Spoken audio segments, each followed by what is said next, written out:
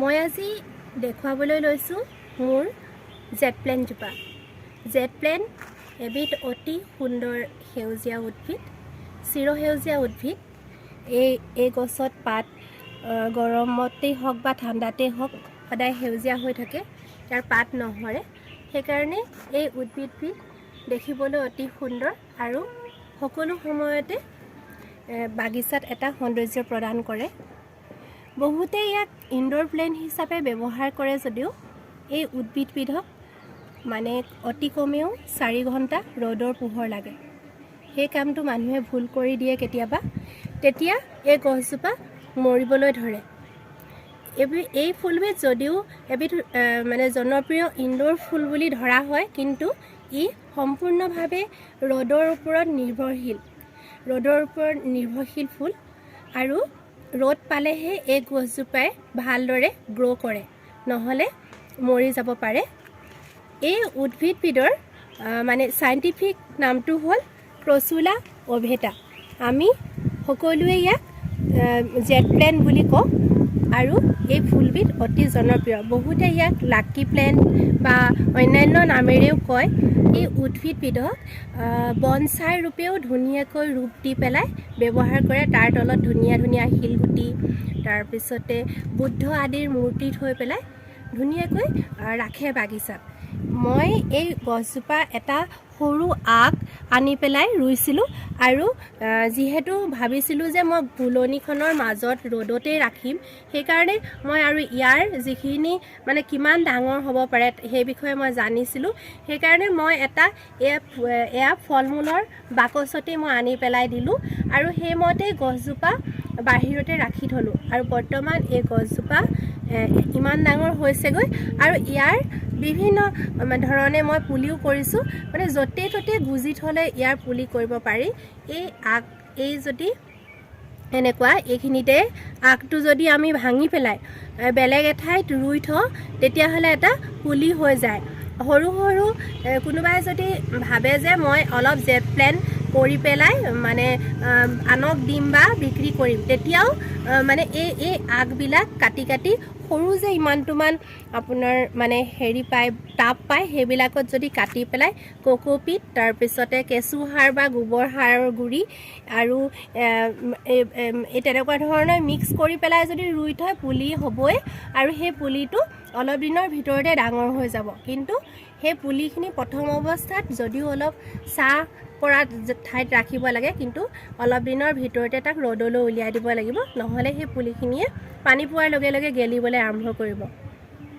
এয়া চাওকচোন, জেড প্লেনৰ এইদৰে ডালবোৰ কেতিয়াবা শুকাই যায়। এইবিলাক পাতো শুকাইছে। এতিয়া যিহেতু ঠাণ্ডা ছিজন আৰম্ভ হৈছে, সেইকাৰণে নিয়ৰ পৰাৰ লগে লগে জেড প্লেনৰ অলপ গ্ৰ'য়িংটো ৰৈ যায়। এই বস্তুবোৰ মাজে মাজে আঁতৰ কৰি থাকিব লাগে, নহ'লে কি হ'ব, এই ডালপাতবোৰত নষ্ট হোৱা এই ডালপাতবোৰত মিলিবাগ জাতীয় পোকে আক্ৰমণ কৰিব পাৰে, তেতিয়া গোটেই গছজোপাকে নষ্ট কৰি দিব পাৰে। সেইকাৰণে জেড প্লেনৰ এই যিখিনি শুকাই যোৱা পাত ডাল আদি আঁতৰাই থাকিব লাগে আৰু সম্পূৰ্ণ ৰ'দ পৰা ঠাইত ৰাখিব লাগে। মই মোৰ এই গছজোপাত প্ৰায় দিনটোৰ সকলো সময়তে ৰ'দ পাই থাকে আৰু ৰ'দ বৰষুণ চব পায়।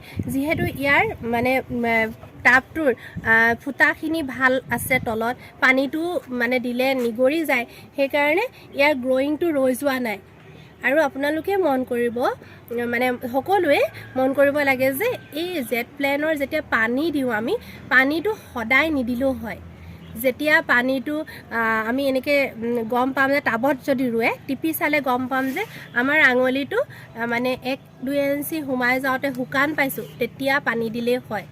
যিহেতু এইটো আফ্ৰিকাৰ উদ্ভিদ অৰিজিনেল, সেইকাৰণে যিবিলাক অঞ্চলৰ হয় ড্ৰাই অঞ্চল, এই বস্তুবোৰ আচলতে উট জাতীয় জন্তুৰ খাদ্য।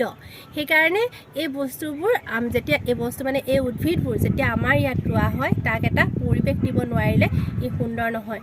বহুতে সেইকাৰণে কমপ্লেইন কৰে যে মই ইমান ডাঙৰ পুলি এটা বজাৰৰ পৰা আনিলোঁ, ভিতৰত থৈ দিলোঁ, ইনডোৰ প্লেণ্ট বুলিয়ে কৈছিলে দেখোন, কিন্তু মৰি থাকিলে। আচলতে সেইটো নহয়, তাক উপযুক্ত পৰিৱেশ নিদি পানী ঢালি থাকিলে ভিতৰত মৰিবই। এইটো মানে যদিও ভিতৰত থোৱা হয় দিনটোৰ 4 ঘণ্টা পোহৰ পাবলৈ দিবই লাগিব মানে ভিতৰ বাহিৰ কৰি ৰাখিব লাগিব যদিহে ভিতৰত থয় আৰু দুটামান টিপছ দিছোঁ মই ভিতৰত থোৱাৰ টিপছ বাথৰুমত ৰাখিব পাৰে ইয়াক আপোনালোকৰ দক্ষিণ কোণত যদি মানে খিৰিকী থাকে বাথৰুমৰ আৰু পাকঘৰৰ দক্ষিণ কোণত যদি খিৰিকী থাকে সেইফালে পোহৰ আহে সেই পোহৰ পৰা ঠাইত এই জেড প্লেনৰ পুলি যদি ৰাখে তেতিয়াহ'লে তাত আপোনালোকে সুন্দৰভাৱে সেই জেড প্লেনটো হ'ব নোহোৱাৰ কথাই নাই মই এতিয়া আপোনালোকক জেড প্লেনৰ উপকাৰিতাৰ বিষয়ে ক'ম ইয়াৰ উপকাৰিতাটো হৈছে কেলে বাথৰুম বা বেডৰুম বা এনেকুৱা ড্ৰয়িং ৰুমত আমি ৰাখিব লাগে এই জেড প্লেনক এটা অতি মানে বায়ু শুদ্ধিকৰণ কৰিব পৰা উদ্ভিদ হিচাপে ধৰা হয় আৰু ইয়াক খুব কম যত্ন কৰিলেও হয় তাৰপিছত ইয়াৰ ঔষধি গুণাৱলীও আছে জেড প্লেনৰ